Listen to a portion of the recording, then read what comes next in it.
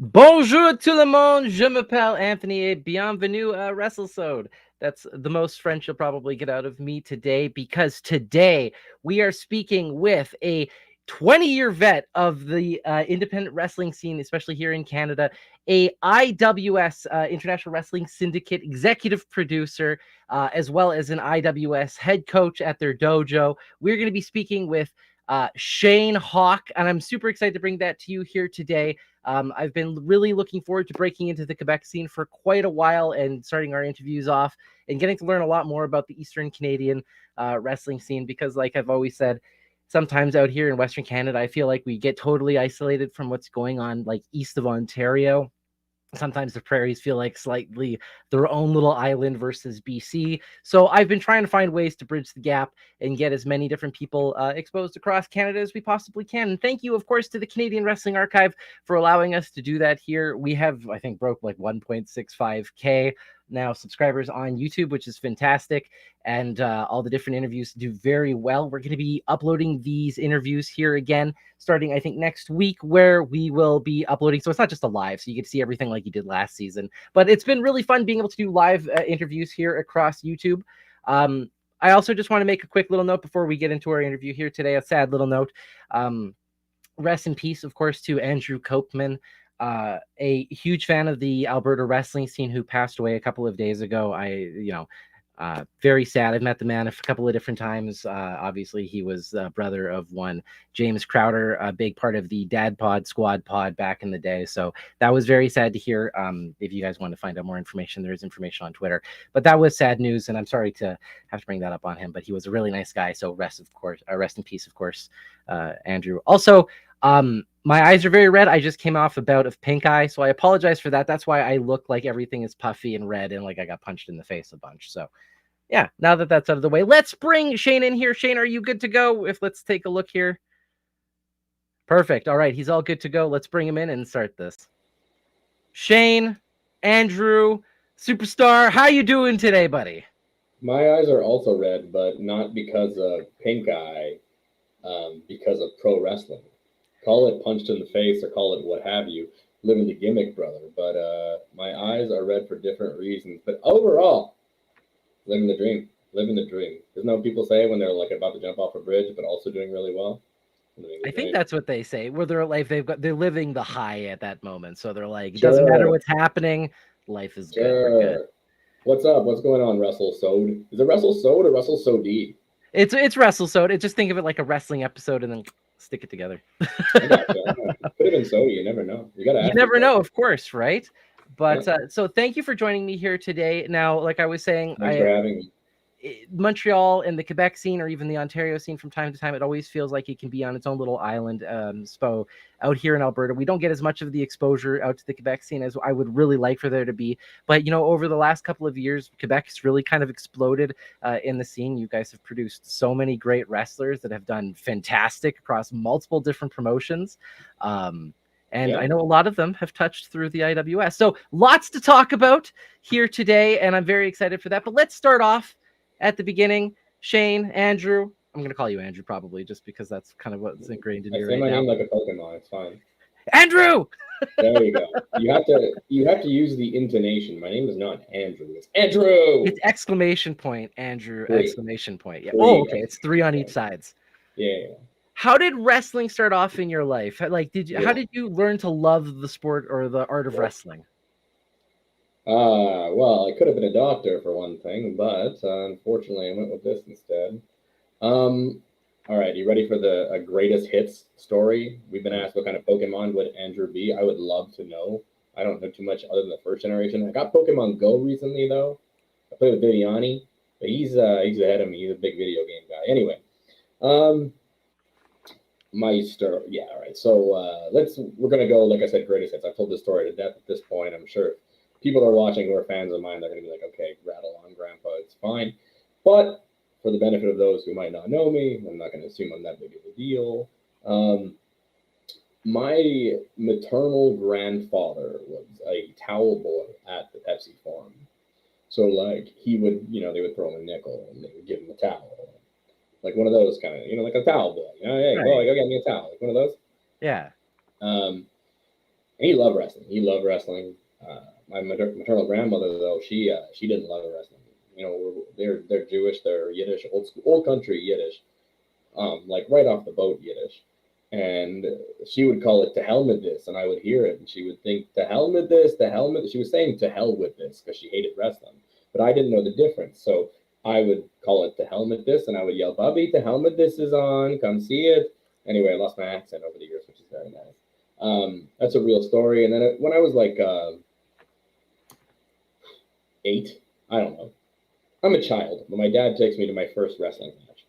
And it was the Survivor Series '97, Screwjob, famous Screwjob. That was my first live show. And you always get the question, were you a Brett guy or were you a Shawn guy? And by Canadian like standards, I'm supposed to say Brett by default, but I'd be lying if that was true.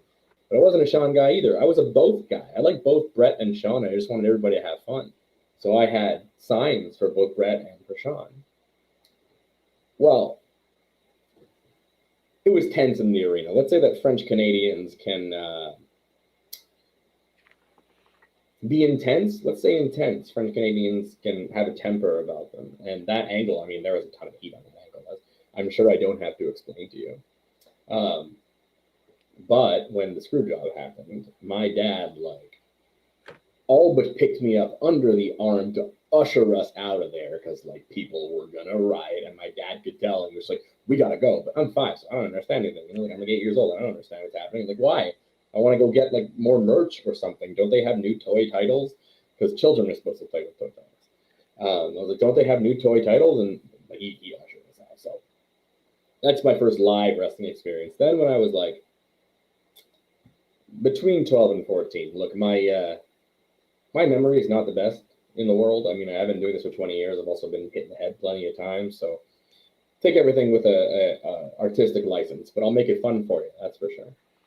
But when I was like 12 to 14, I don't know when, my summer camp counselor was dating, now they're married, Beef Wellington. Her name is Shanna.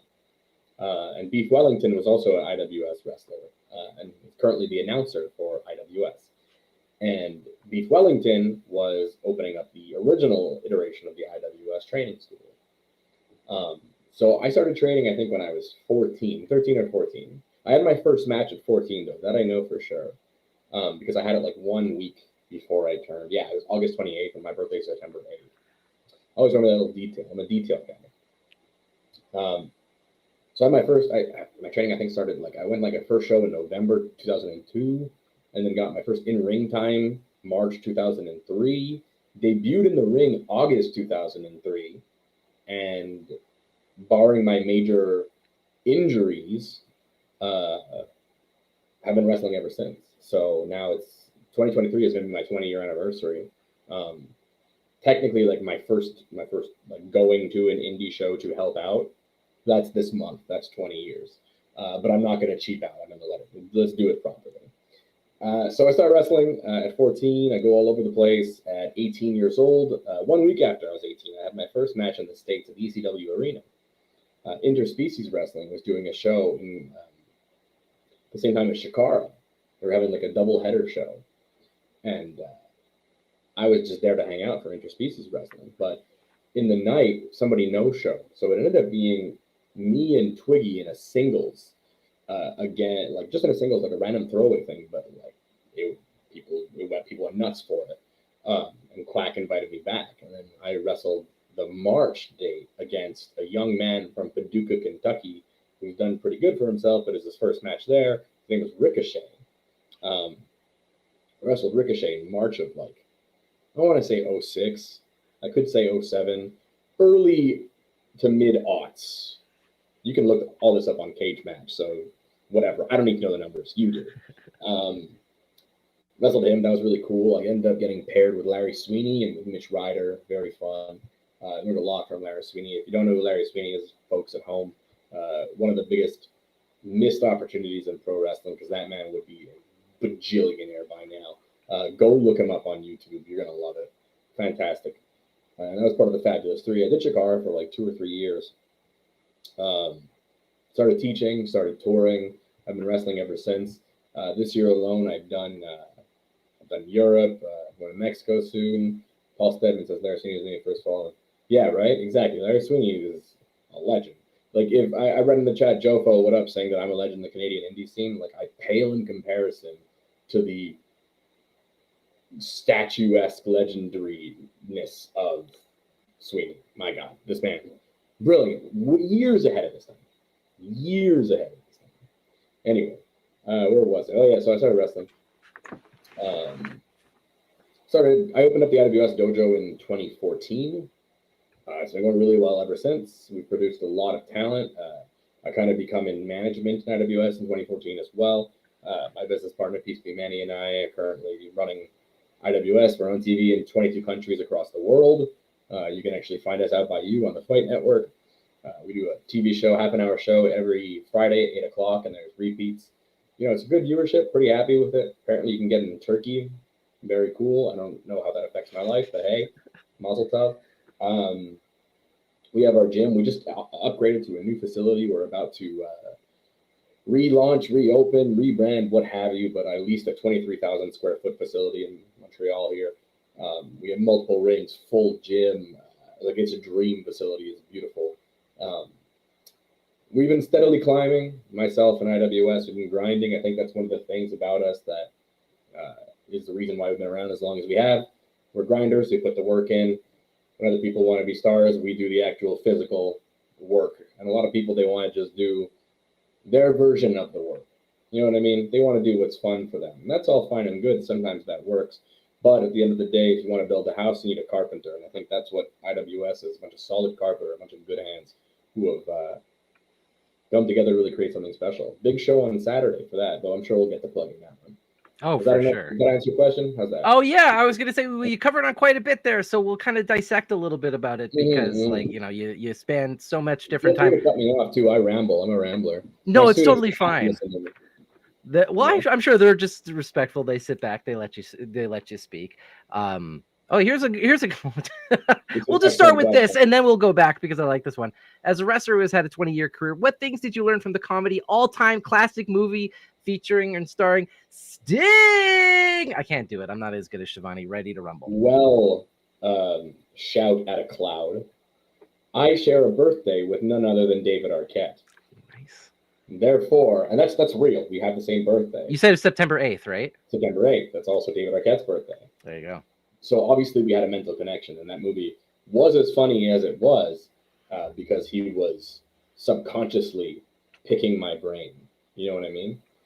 He was getting ideas back in the day when you're like 13-ish. Because of that. And then he won the WCW championship. So hey, good on David Arquette. That's what I learned. I learned that I love David Arquette. That's it.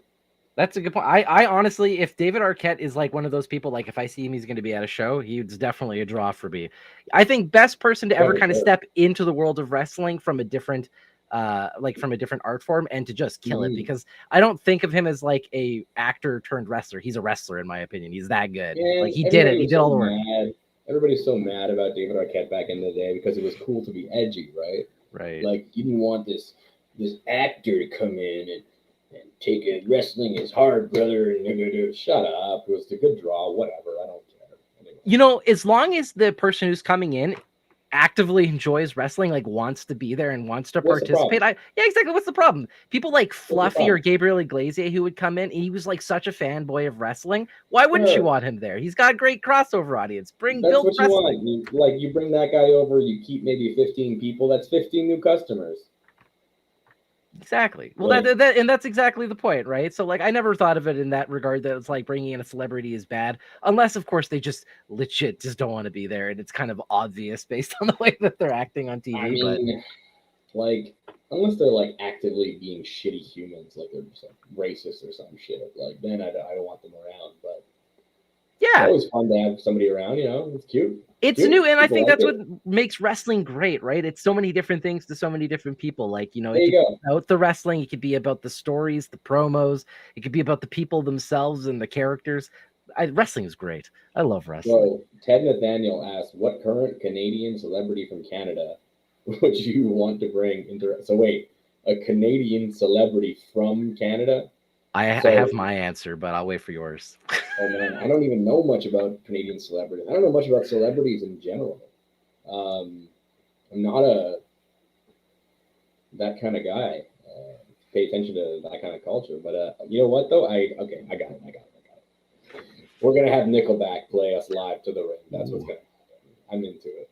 I'm a Nickelback guy. A lot of people they don't like Nickelback just because it's popular and trendy to hate on Nickelback. Nickelback, they got some bangers. Animals, huh? That's a banger. Nickelback is only from like an hour from where I live, essentially like an hour and a half from here. So like I've always liked them. I liked Nickelback since I was a kid. I've always liked Nickelback. I didn't understand the hate against them. A lot of my friends would be like, "Oh, I don't want to listen to Nickelback because it's Nickelback." And I'm like, "Okay, then you don't listen. I'll be over here just listening to Nickelback." Yeah. So, get over it. Right? I think that's a great pick. Personally, I think I would go with like a tag team of like Seth Rogen and Jay Baruchel. I think that'd be pretty fun. I think they could come in and do something hilarious together. Like, I'm down, and like Jay Baruchel's in Montreal too. I think. Yeah. I believe so. He's definitely Ontario, at least Eastern Ontario. But Seth Rogen, who when I have hair, I look exactly like. Oh yeah. I kind of have beef with because he had beef with Tony Deppen on the Twitters. Retweeted a picture of him that was supposed to be not flattering, but Tony Deppen's a handsome guy. I didn't see the problem here. But hey, Seth Rogen, stick to your lane. That's all I got to say. Stick to your lane, Seth Rogen, okay? Because there's a pre-built feud here already. Like we definitely got to make this happen now. I do it. Joe Fo in the ring asks, "How was the wrestle Claudia and Chikara? You demand Shayne." Oh, man, when I went to AEW, Claudio did not recognize me at all. It's just because like so much time had passed, or I mean, like there were a bunch of people there who just did not recognize me because like I haven't seen them in 15 years. You know, Amanda Huber, like when we were talking, she just like was treating me like another extra, and I'm like, you know that I know you. Like Brody slept at my house. Like she's like, "Who are you? What's your name?" And I was like, "Shayne Hawke," and she just stopped and was like. Was she in Toronto? Yeah, in AEW in Toronto. When I wrestled for Dark there, like she was there because she's a producer for AEW. Right, of course. Yeah. Like, yeah. I was to wrestle Claudio. So like Claudio's Swiss death, like the pop-up uppercut deal, hurts like a mother. And the giant swing might be the most painful move in the history of the world because you're just doing a sit-up the whole time. Like it sucks. That's not on Claudio, obviously. I'm not saying Claudio sucks. I'm saying that move sucks. Other than that, though, super easy. And I mean, he like bumped his ass off for me, taking arm drags and shit. So like, hey, I'm not gonna complain. Claudio was one of my favorite wrestlers when I was like breaking into the business. I remember when I turned 18, a friend of mine arranged this that he would call me, and I like was marking out on the phone because I was like a little bit drunk, obviously. And then I like realized what was happening, and I was marking out. I was like, but I just want you to know I'm not a mark. Like I am a wrestler. Like I swear to God, like trying to prove it, but it's really funny. Claudio Castagnoli to inflict IRL pain without injury. Yeah, right. Like okay. I mean, whatever. His uppercut also, I'm sure, is not so bad for somebody who's not like 5'7". Like I'm sure Sheamus has an easier time with his uppercut than I do. He lands a little bit sooner. Yeah. But that giant swing, bro, that thing sucks. Like. I've been asked to like take that again in the future, and I'll just be like, no, can you just drop me on my head or something safe? Like, forget that. I'm glad we have confirmation about this because I think it was only like an episode or two ago we had mentioned that we had heard that the swing that Cesaro gives is the worst move in wrestling to take. So thank you for confirming that for us. I don't know if it's the worst move, but it's definitely top 5. Oh, well, what are some of the worst then? Give us like your top 3. Okay, so I hate taking belly to back suplexes for most people because nobody can do it properly. When you do a belly to back suplex, the person is supposed to land on their back, right? So you're supposed to lift the person up, pop your hips, lift them up, and then drop them so they land on their back. But nobody can do it properly, and they just dump you onto your head. And then it's just like, good luck.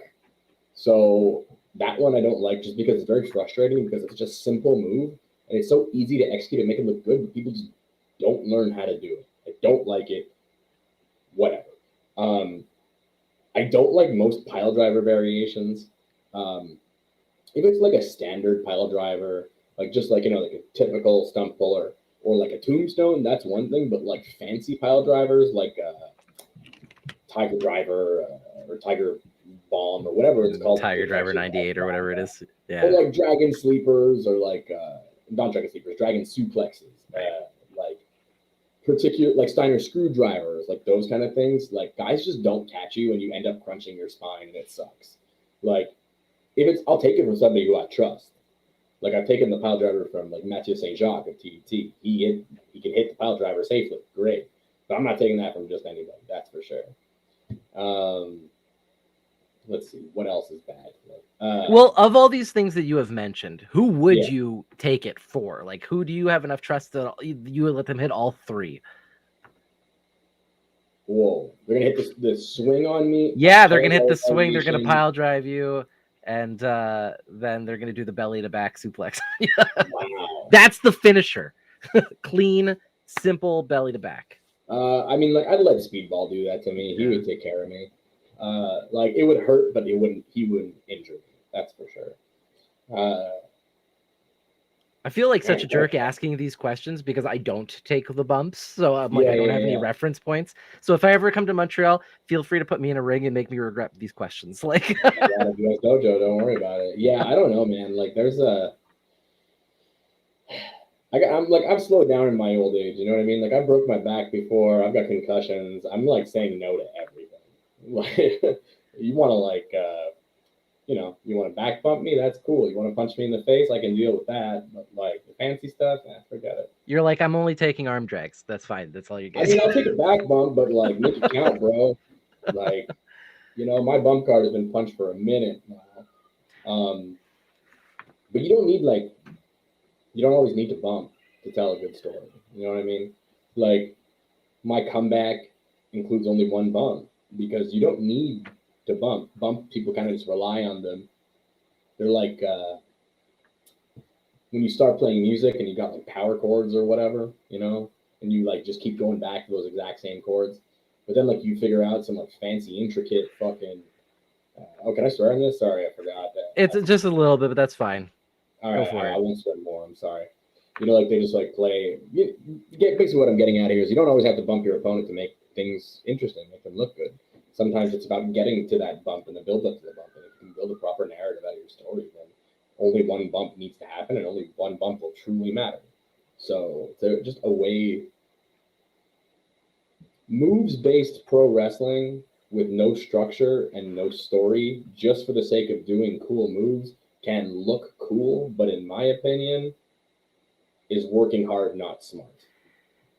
Well, I have a couple questions now that I want to ask based on this, because I think this is a pretty good question. First up, who do you think can tell the best in-ring story? Not necessarily the best person who can do all the flippy moves or, who can take everything perfectly, but who can tell the best story in the ring from beginning to end? That is the best answer I've heard yet, because nobody's ever put themselves over, and that's wrong. So it's clearly Shayne Hawke. I'm the storytelling guy. I don't do, look, I straight up, I am not a body guy. I am not a flippy guy. I am not the best striker. I'm not the best talker. That's not what I am, right? Like, what I'm good at is telling stories.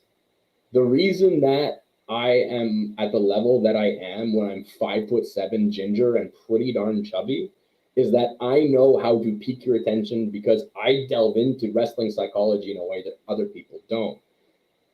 Other people hear wrestling psychology and they just think of who, what, where, when, and why.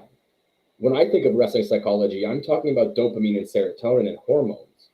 I'm talking about using nonverbal communication and archetypal storytelling in order to literally affect the brain chemistry of your audience to their fun and benefit. That's the thing that I'm the best at. And I'm not a guy who puts himself over that often, honestly. Like I'm a very good technical wrestler, but I'm not the best technical wrestler. I'm a very good striker, but I'm not the best. I can't flip worth shit. I cannot do a backflip. I can't do a moonsault. I've been trying for 20 years. Can't do it. Nope. What I can do is analyze story. Oh.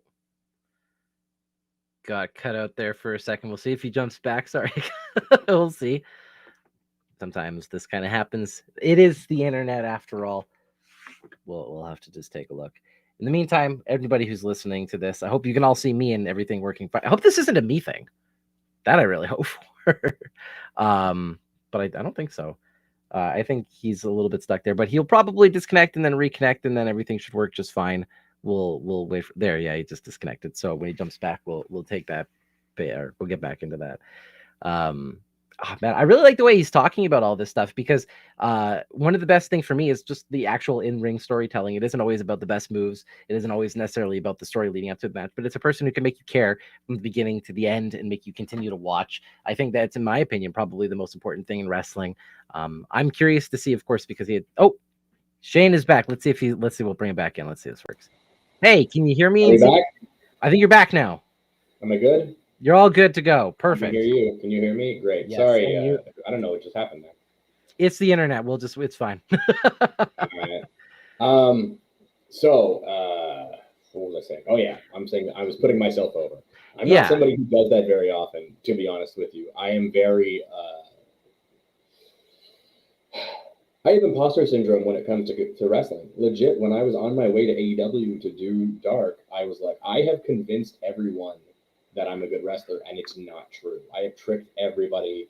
I don't belong here. I'm too small. Like every kind of insecurity you can. Like I suffer from pretty intense body dysmorphia. But I mean, you would too if you were around 6'5" giants your entire life. But I'm like, there's no reason. But the reason that I'm good at what I'm doing is that I work smart. My girlfriend is fond of saying that I'm the smartest wrestler.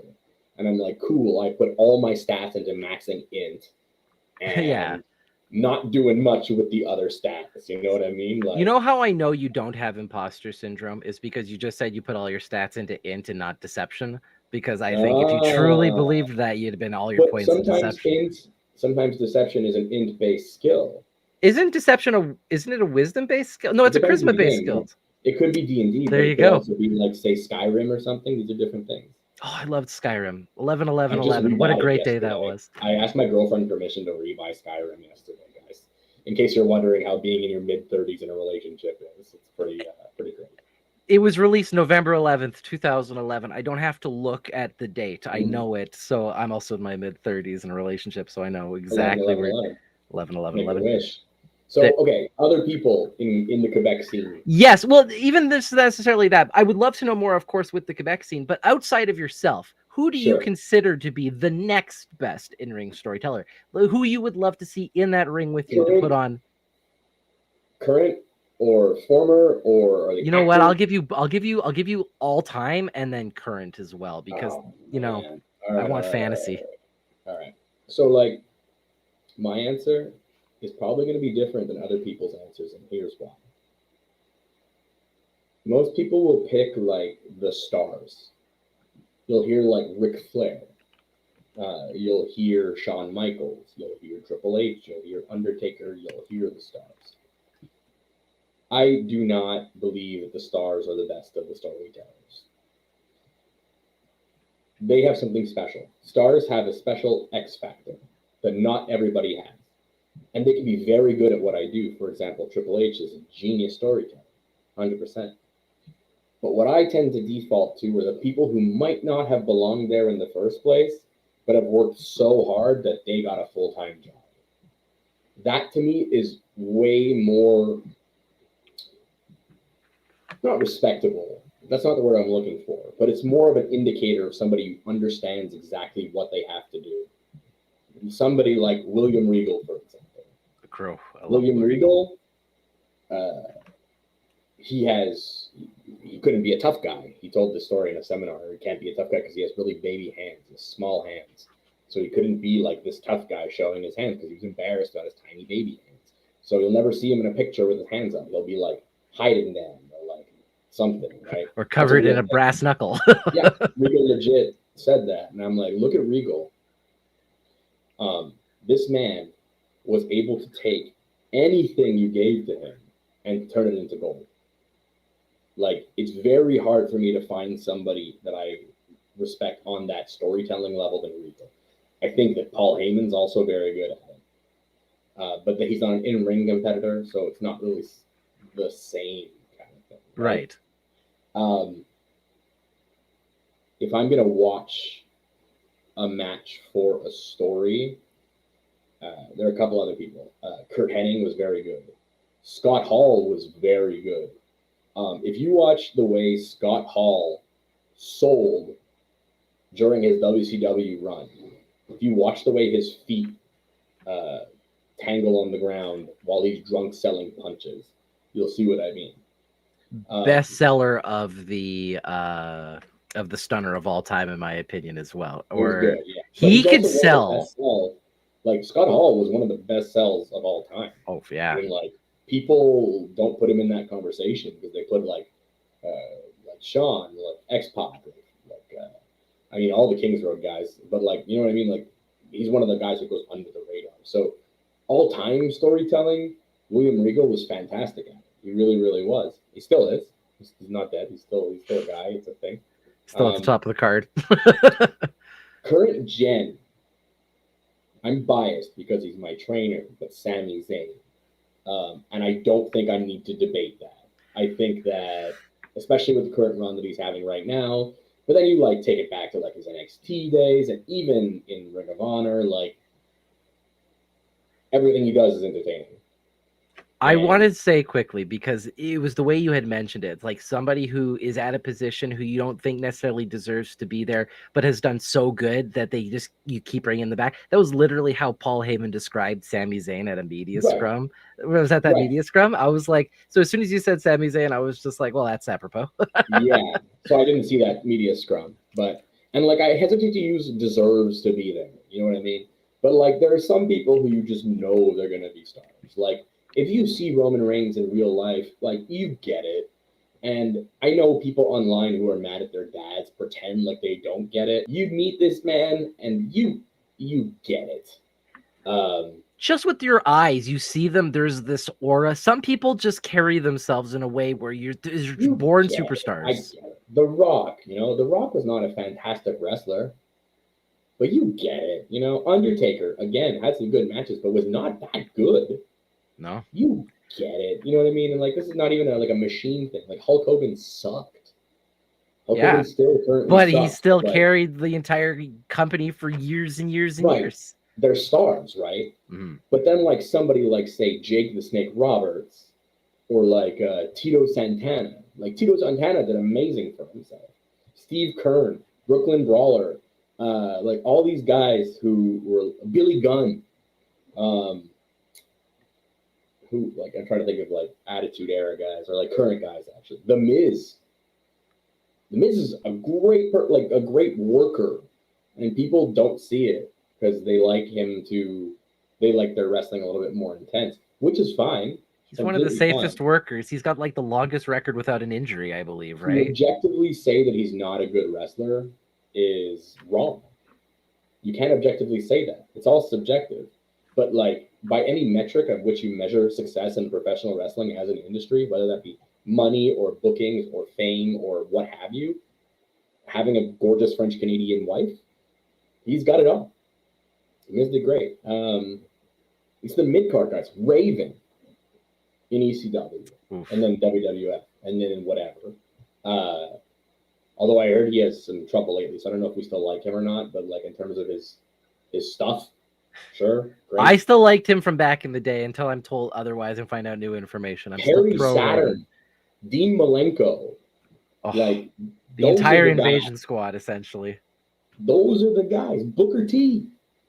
Love them. Great names, by the way. People who were like legit just so good at everything that they're put in front of.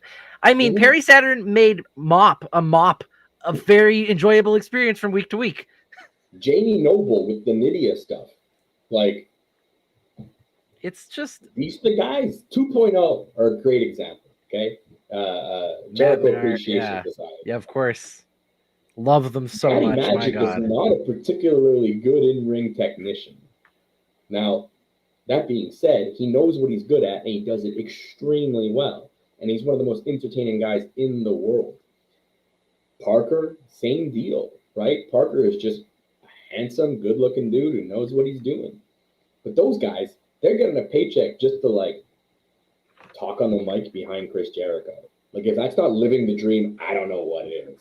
Because, I mean, like, or for Chris Jericho, which, like, could you imagine Chris Jericho ever needing a mouthpiece? But they're just so good. They can do it. Like, you were in Toronto. I was in Toronto in the audience as well. I heard the chants for Matt Menard when he came out for commentary. Oh, yeah, Yeah, like so like I think everybody in Canada understands how good 2.0 is right now because Right. Toronto let it be known how much they loved Matt Menard How and can you Angelo not? Parker. But like Matt Menard in ring wise, like we called a spot. What was it? What was the spot we did? It like the first time they came into IWS, and it was like he was doing a hot tag or whatever, and then like he suplexes Matt Viviani on the wrong side. Like you're always supposed to suplex on the left. He suplexes him on the right, and Matt Viviani says to him like, "This is not the right way to do it." He's like, "Ah, whatever, let's go." Like, I'm impressed. I'm impressed. That's it. You know what? Just run with it, right? If you can do it smart, safe, and make money, I got nothing to say. There's nothing I can criticize there. No, for sure. Well, so I guess so talking a little bit about the IWS. So like Yeah, you're a head trainer there. You've been working with the IWS for like a very long time. The yeah. IWS has had names go through it that have been absolutely insane, especially if you've paid attention to wrestling over like the last 10 years. People like Sami Zayn, Kevin Owens, Mm-hmm. Speedball, like all these different names that like have just blown up 2.0, 2.0. Exactly, right? Like there's so many different names that have moved through the IWS. Smash Brothers, Dark Order, Yeah, absolutely. Right. Of course. Like you and man, I gotta say, first up, a little jealous that you know all of these people, but like PCO. Quebec has always seemed like this awesome hub. And I'll say this because like I think of Ontario and Quebec, I think lately have gotten a lot of attention, especially with like a lot of the names that have come out of there with the fact that Impact was in Ontario for a little while. Like we got to Yeah, see a right lot on. of really great pardon?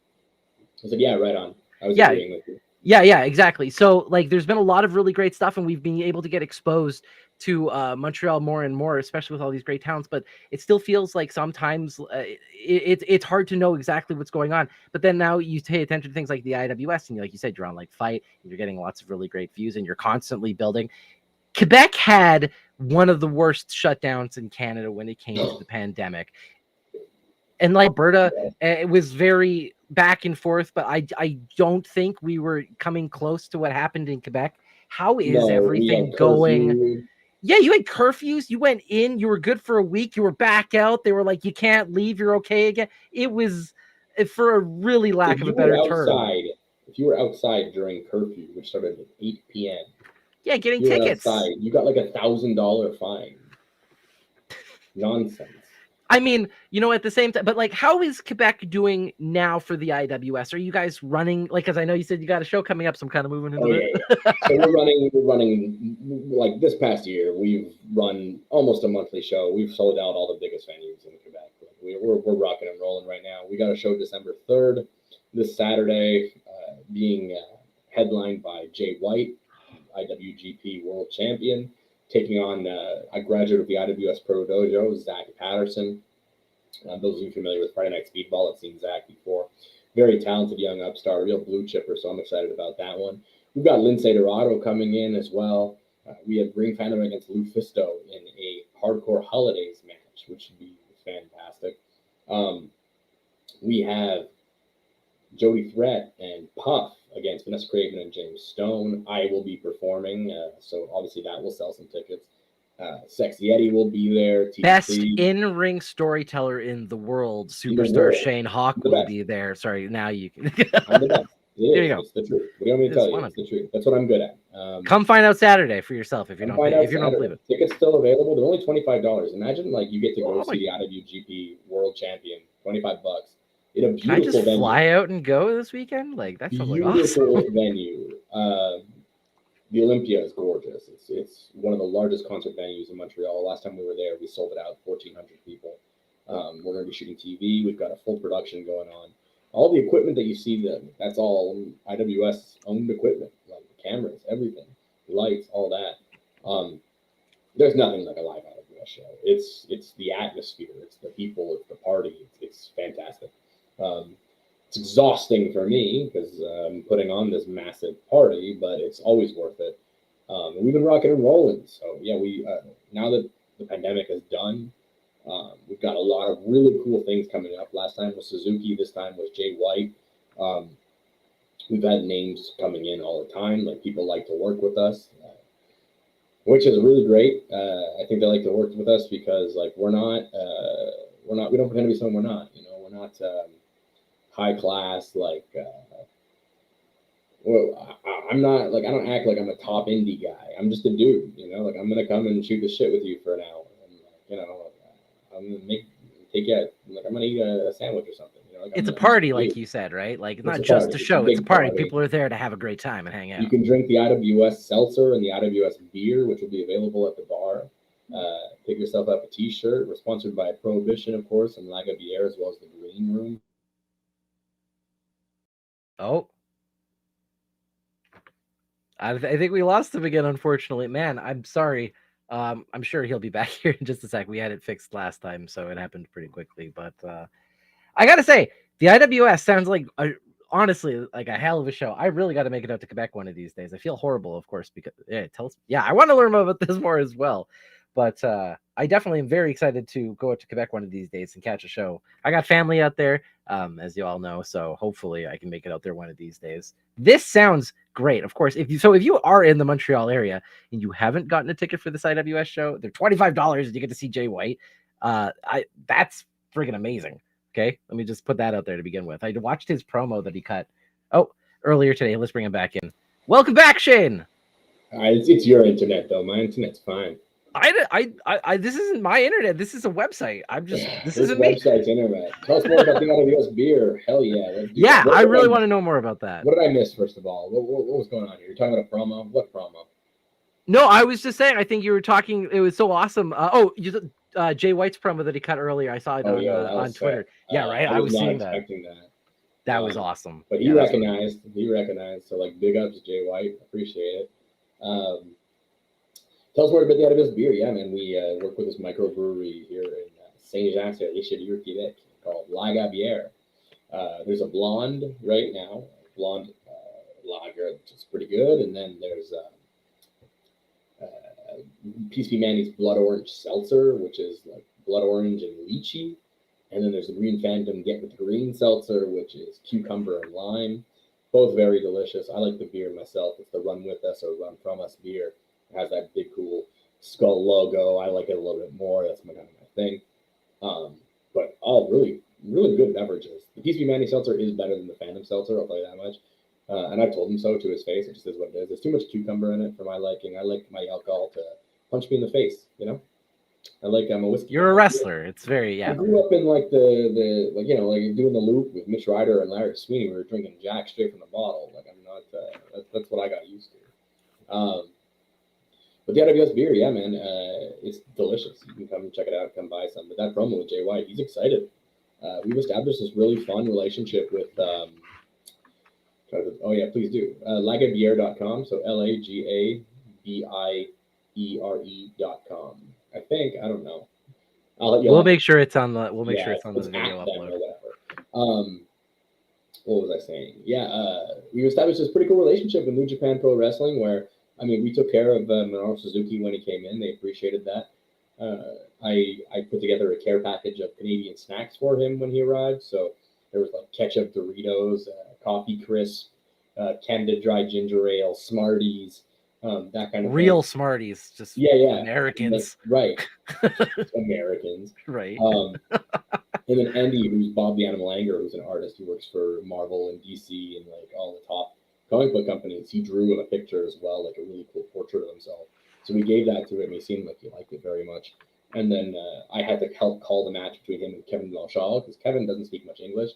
Suzuki doesn't speak much English either. Both speak wrestling. I speak wrestling. Okay, fine. I plan matches with people who don't speak the language before, but like, thankfully I have experience with that, where you can kind of like mime out what you want to do and then talk to them about it and like get some idea, but it's still kind of complicated. But that went super well. And then we mentioned that we had a show coming up on December 3rd. And they were like, hey, we don't have anybody. I was like, okay. And then I found out that apparently he's booked in Ottawa like a week before or a week after. I'm not sure which one it is, but they wrote to us. They're like, hey, he's going to be in the area. Do you want to book him? And we're like, yeah, okay, sure, I guess. Only booked the IWGP World Champion. Why not? Yeah. I guess. If he's in town. Yeah, if he's going to be here already, as long as we don't have to, care too much. that is absolutely amazing. And like you said, tickets are $25. So will this be live this Saturday, or will this be streamed for Fight TV, or will that come later? So it's taped for episodic Okay. release, so it's not live. We live switch on the program itself, and then it has to be edited and color corrected because it's on like TV. So it's released in half-an-hour blocks every week. So yeah, as I said, Friday 8 p.m. on Fight Network, you can see our show, and it's usually like 1 or 2 matches at a time, then with like throws and commentary, that kind of stuff. It's a pretty cute little show. I'm pretty proud of it. It's been on the air for about 4 or 5 years now, the whole time. So like as episodic TV shows go, that's pretty good. Oh, for sure. I mean, most people can't make it past season 1 these days. No, so. that's it. We want 6 scenes in a movie. I mean, like, it's a labor of love, which is really cool. I think it's very fun that I can produce this television product where I can put my students on TV and like bring in names like Jay White for them to wrestle and stuff like that. What like most promoters, you know, they would just put the belt on themselves and do the wrestling themselves. Like I should just be like, you know what, I should wrestle Jay White and then shoot on him and take the belt, and then I be champion forever, and I'll make millions of dollars. But that's not really. I think you just defined the Canadian Indies in the mid 2000s. Right, I think just right, across yeah, Canada. I don't do that. I try to give my students as much opportunity as possible because I didn't really have that while I was growing up, I guess, in wrestling. And so far, it's been working out really well. This whole like paying it forward thing is doing really well. Mike the Ref asked, yeah, this is a great question. Yeah. Is the most stressful part of producing a TV product with such a high caliber as you do? That's very kind of you to say. Thank you for putting the compliment in there. I appreciate it. We love Mike. The most stressful part is budgeting. It's very difficult to. It's very different to budget. It's very difficult to budget money and also budget time. Like there's a quick turnaround time on a lot of things. I think one of the things that we struggle with is quality control right now because we have to like produce an episode within 6 days. Like you ever seen that South Park documentary there, like 6 days where like they do an episode? And then they get on a plane and they fly and they work Right. on their show, baseball or basketball at the time. Yeah, I've seen it. So like they like sometimes Giordano gets the hard drive. Giordano, the producer, is the editor of the TV show, and sometimes he gets the hard drive. Like we have the show on Saturday, he only gets the hard drive on Sunday, and that episode is due on Tuesday. Like the turnaround time is extremely quick. And then I have to time out the matches, and I have to decide what goes where, and what kind of content are we seeing this time, and what kind of ads do we have to put in this time. And like then we have to shoot throws. So like we might like shoot our TV show, our physical show on the Saturday, shoot throws on the Sunday. We're all beat up, and then give him the hard drive for him to edit by Tuesday. So if you know anything about like editing or TV film, that's a crazy turnaround time. Oh yeah. But we get it done.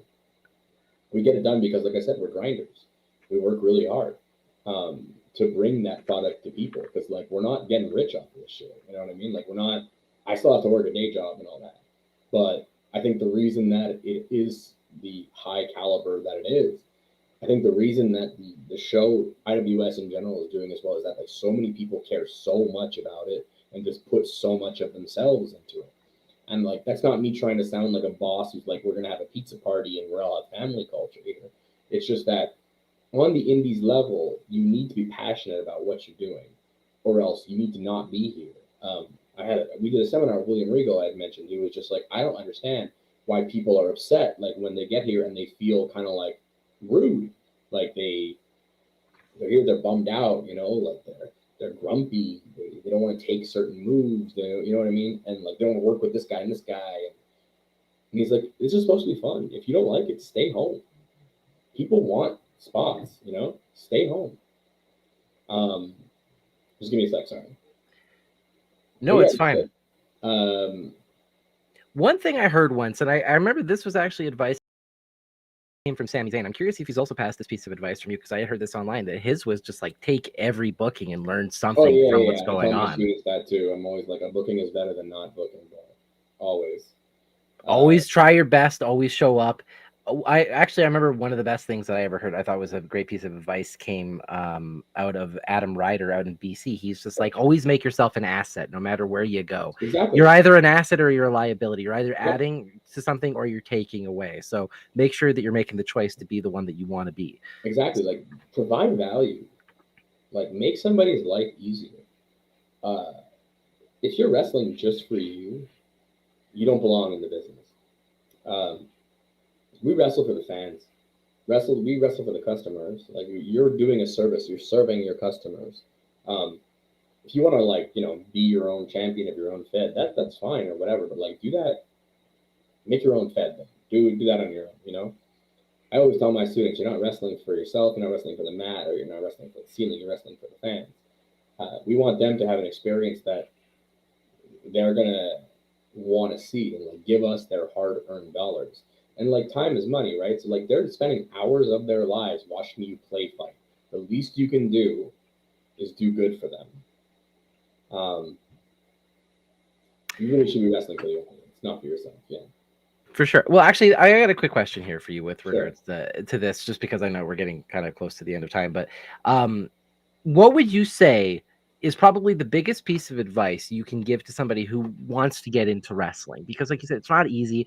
There's always going to be sacrifices. You're not really in it for yourself. You're always there to make sure that you're putting over the product and you're telling a good story. Yeah. So, but what would you say the single piece of advice you would give that I think every wrestler should hear is? One piece of advice. I mean, there's probably a million, but I mean. Well, I'm gonna give you a couple just off the top. Sure, yeah, go for it. They're all kind of number one. Find a reputable school. Find somebody who's not just going to take your money, teach you how to bump, and then kick you out. Make sure that people are coming out of there and they're working. Make sure that there's credentials there. And that doesn't mean like they just been to a Fed or like they worked AEW or whatever. Like, what's the culture like? How do they let people out? What are they considered in the scene? How does that work? Do your research on your school. Don't just jump at the first wrestling school because you want to achieve your dream. Because a lot of schools they'll screw you over. They'll take your money and they won't help you out at all. Number two, get into shape. Yesterday, get into shape. I see a lot of people who claim to be serious about pro wrestling, but don't want to get into shape. Now, I'm not saying you have to be a body guy. I'm not saying you have to be jacked and steroid and all that. What I'm saying is you need to be able to get through a whole wrestling match, including lifting and moving your opponent around without hurting anybody. You need to be in enough physical conditioning that it's safe, not just for you, but for your opponent. So get into shape. Whether that means that you're lifting weights or you're doing yoga or whatever it is. I'm not saying you got to be a steroided Barbie doll, nothing like that. I am saying you need to be safe, you need to be smart. And the last thing, use professional wrestling. Don't let professional wrestling use you. I like that. I heard that from William Regal. That means that if you want to be a weekend warrior, that's fine. Go home, be a family man during the week. That's completely fine. If you want to do this full time, be aware that you're going to have to sacrifice everything else because the people who make it are at an elite level for a reason. And hats off to them for what they're able to do. Because even for my limited perspective, I've had to make some sacrifices that are beyond belief. And if you think that you're going to only sacrifice what you want, it's not the case. You're going to have to sacrifice things that you don't want to sacrifice. And it's going to hurt and it's going to break your heart. Wrestling is a lot tougher. Like, wrestling is tough as hell in the body. You always hear about injuries, but it's a lot tougher on the mind. And if you are not mentally prepared for the abuse you are about to endure from this unfaithful relationship called professional wrestling, you do not belong. And that's not to say, that's not in a challenging way, Like, I'm not saying that somebody is better than or less than for having that capability or, wanting it more, anything like that. It's not a value call. It's a fact of the game. If you do not have a certain amount of mental preparation and management of expectations, you won't last. You'll get your heart broken, you'll leave. I've seen it done countless times. Make sure you're having fun. Whatever that is to you, that's fine. But make sure you're having fun. Use wrestling. Don't let wrestling use you. I love that. And like you said, you get to choose what you want out of wrestling. If you just want to be there on the weekends and have fun, that's fine. But Exactly. that's what you'll be, right? Like, don't expect to be the person who comes on the weekends and suddenly you're getting booked for WWE shows. It doesn't work that way. It doesn't work that way. And like we all do, we wish it would, but it doesn't work that way. The people who make it Those have dedicated everything to it. those 1 in 1,000 or 1 in 1,000,000 chances where somebody sees you do something and suddenly you get booked for it. Those are incredibly rare. And like, don't. It's like your retirement plan is the lottery. Good luck with that. You know what I mean? Essentially, yes. Don't get into wrestling to make money. Don't do that. Don't get Yeah. into wrestling thinking it's a job. That's a mistake. It is not, especially in a Canadian sense. Canadians do not make money. There, like maybe there's a dozen Canadians making full time money wrestling. We're not American. You're gonna have to be American for that. Make sure that you have a fallback plan for sure. Go to school, get a degree. I'm not saying don't go for it. Absolutely not. But just manage those expectations about what going for it really means. Right. It means Like, that are you're you going never to be going to the be 16, pleasure. 18 an hour a day guy, or are you going to be the 2 hour a day guy, right? Because, like you said, you got to manage those And expectations. there's no value judgment on that, which I think people take a little bit personally. People get a No. little bit insecure about how much they love wrestling. No, it's fine. Just be honest with yourself. Well, think about it this way. Do you think someone like Roman Reigns only works 2 hours a day? Even when you're at the top of the card and you're getting treated like a god, the guy's out there every day traveling. You know, he's out Mm-hmm. there working 12 hours a day doing photo. He doesn't stop, even if it doesn't look like he does much wrestling.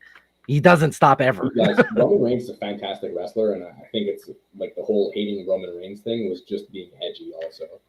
I think you hit the nail on the head. A lot of people, the same thing happened with Nickelback, right? It's just cool to hate some people Cool to hate sometimes. them. That's just the thing, right? But honestly, this bloodline stuff that he's done over the last 2.5 years has been such absolute incredible It's entertainment. always been good. He's And always since been good. oh, for sure, no, 100%. Even his time, like, I mean, he didn't spend much time in NXT. Basically, just came up to the main roster. But Right. like, even at that time, like, you could tell there was going to be something really big with this guy, right? Shield was Mm-hmm. phenomenal. All three of them. It's like watching like future legendary Hall of Famers just suddenly walk into WWE, and you're like, I can tell.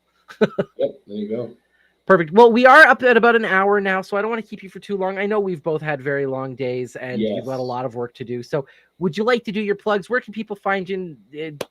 Do your send offs. All right, friends. Thank you for paying attention and making me feel somewhat validated for an hour. At Superstar Hawk on every social platform. Hawk has an E at the end, so it's Superstar Hawk. Hawk in my backward shirt.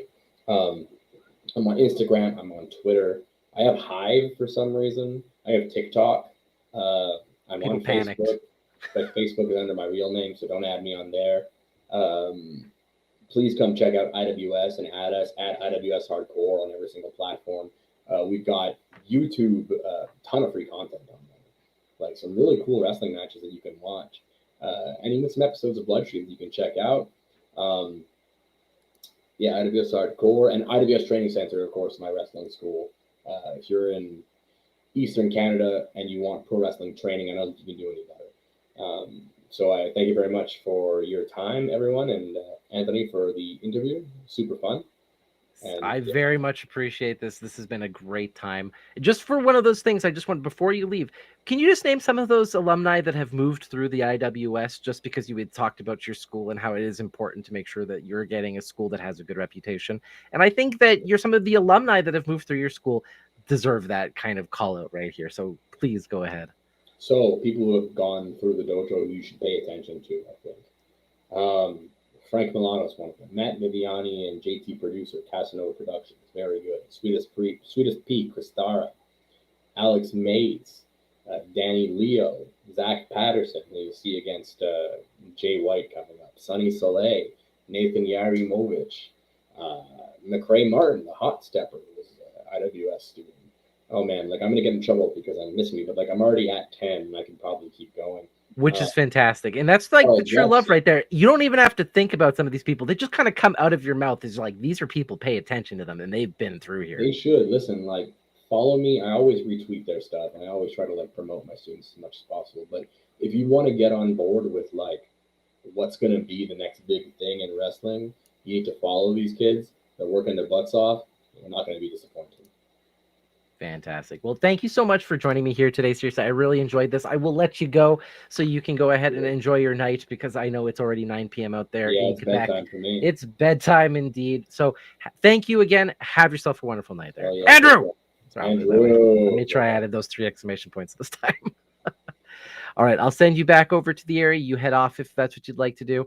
All right, everybody, thank you so much seriously for joining me here today. I can't thank seriously, I can't thank you all enough. Season 3 has been really a fun little step into this world of like changing things up slightly. Obviously, you know, we had our format putting us on Twitch specifically for like the first 3 or 4 months, and that did really fantastic. But it's been really cool to kind of grow and have this new tools being here on YouTube with the Canadian Wrestling Archive. So seriously, I really much appreciate all of you who just kind of like stuck around and continued to be completely awesome and support the show.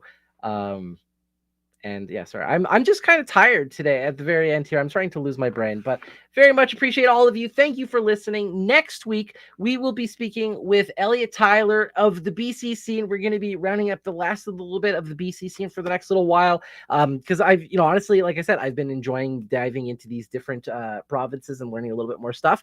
But you know what? We're going to hit up some really good names. I've got some names sent out there for Ontario, some here in Alberta scene, some out in the prairies and Winnipeg and stuff like that, as well as another Quebec person for the future. So I'm very excited for all of these because Canada has such amazing talent, and I never want to stop talking to people and learning their stories and just talking about how cool Canadian wrestling can be. So yeah, I'm losing my brain. Exactly. I'm losing my brain today. It's been a long day, but that's fine. Life goes on. I'm going to go set up a Christmas tree now because I didn't get a chance to the other day. I only got a little bit of the stuff done. So that's my plan.